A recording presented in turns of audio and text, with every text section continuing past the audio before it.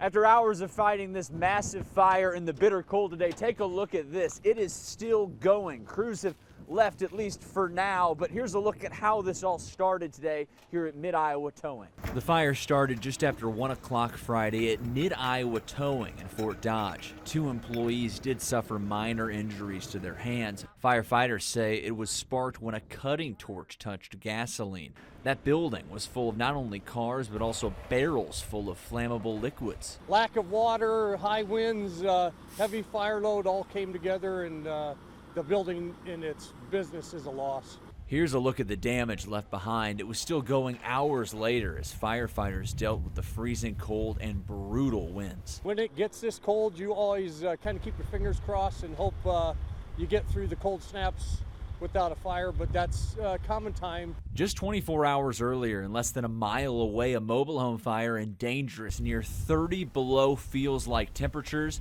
presented some real problems for firefighters. That was a miserable morning also. The chief says that fire started when a man trying to heat up his frozen pipes ended up setting his trailer on fire. It's just very uncomfortable, miserable, where we had to rotate staff to get them warmed up and bring in fresh people. You just got to tough through it and work through it. Now, the chief did tell us it's going to take some time to clean up all the mess from this fire. We did learn some good news. We've been told that the owners here at Mid-Iowa Towing do have insurance. In Fort Dodge, Max Dieknight, KCCI 8 News, Iowa's news leader. Clive was in a pursuit. They have shots fired, cars crashed, and they're chasing somebody on foot.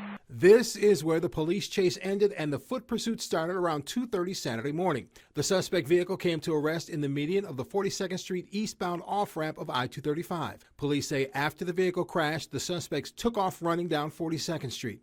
During the chase, one of the suspects pulled a gun and was shot by a Clive police officer. We have someone who's been shot. We spoke to a neighbor who did not see much, but heard a lot. And all of a sudden, I just heard a pow, pow, pow, and I immediately knew it was gunshots. Go over to the window, and we look out, and over at our neighbors, I see a whole bunch of lights, police coming everywhere. He has lived in the area about 5 years, telling us this is the first time he can remember a shooting in the neighborhood. He says the gunshots did not scare him because he moved his family here from a city where gunshots were not uncommon. Gunshots aren't out of the norm, so we weren't necessarily scared or anything. It's more curiosity and to see the quick response of the police officers. A response that began a few miles west when a Clive police officer tried to pull the gray Charger over for a traffic violation at I-235 near 63rd Street. The driver did not stop, continuing eastbound on I-235, eventually getting off on 42nd Street. Clive police are investigating the chase, and Des Moines police are investigating the shooting. Marcus McIntosh, KCCI 8 News, Iowa's news leader.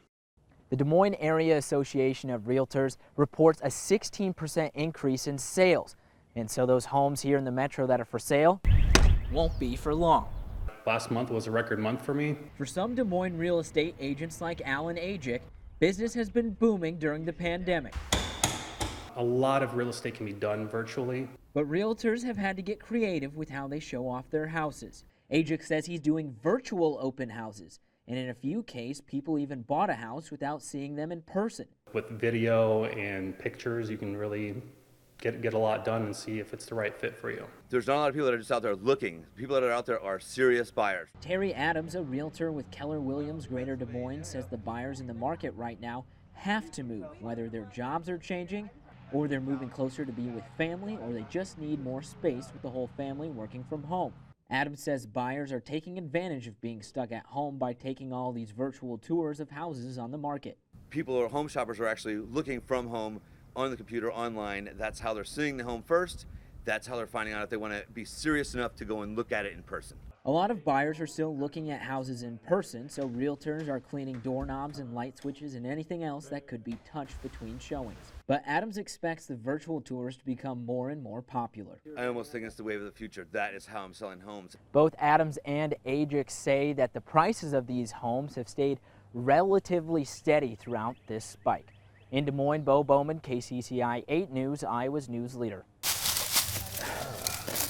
Leaving no stone unturned. We're looking for article of clothing, cell phone, anything that would indicate that Abdi was there, or that he was in that area.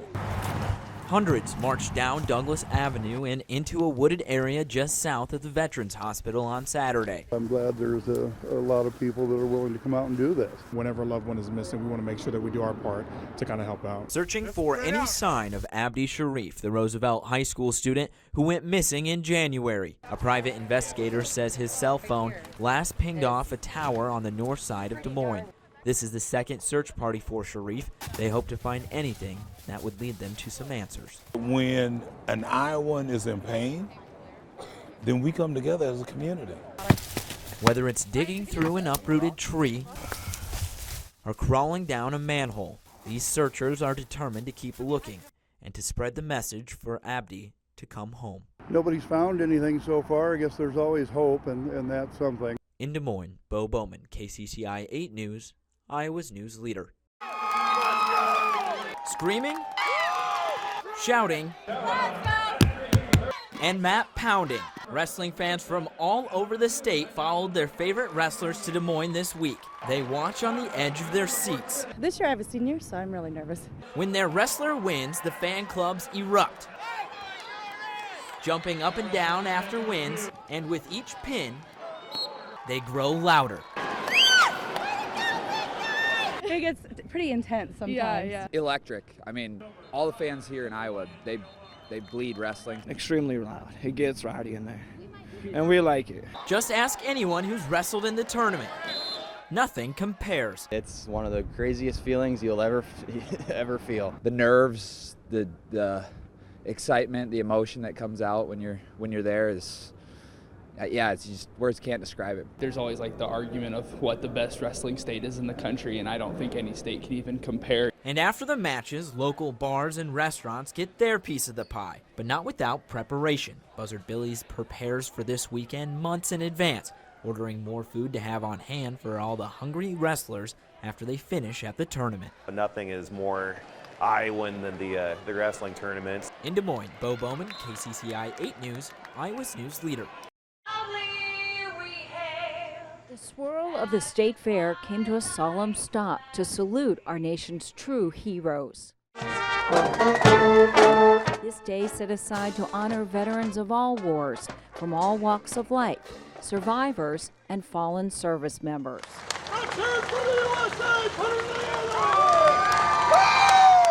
A sea of red, white, and blue moved down the grand concourse with hands reaching out in heartfelt gratitude. Thanks for your service, sir. Yep, thank you. Thanks for your service. It's just a great opportunity for us to say thank you. Thank you for your service to our state and to our country. Thank you for being one of the less than 1% that steps up to serve. Perry Taylor served 12 years in the Army and 28 in the reserves. Great, and they're taking this time to honor the veterans. It's very humbling as a veteran. Thank you for your service. You are welcome. Thank you. No, we never got a parade like this. We come back, like the back of my shirt says, we were disrespected. Jill Morsley out. I cry every once in a while when I see stuff like this. It breaks my heart. This awakens me to what the sacrifice means and how many people contributed to the freedoms that we have that we sometimes take very much for granted.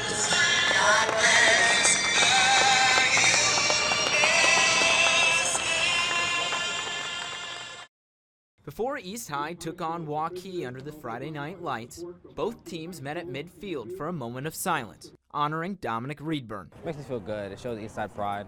It's what we are known for. His best friend Sean was in the car when it went into the ditch. Sean was able to climb out. Dominic was not. Dom just loved the game of football, and for him to have to miss them, it's going to be hard. Which is why Sean, Dominic's best friend, wore his jersey tonight. All he wanted was a freaking touchdown and never got it, but I'm going to throw a lot of those for him tonight.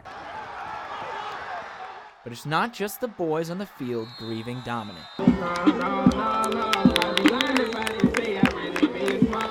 If you had asked him, he would never have told you that there had been this many people, that he didn't think he impacted that many lives, and he's impacted a lot of lives that we weren't even aware of. The four letters, LLDR, were everywhere you look, from football banners to parking spots. He parked there every day in the same spot, every day. Nobody parked in his spot. That was his spot. And embroidered on every heart on the east side. Long live Dominic Reed.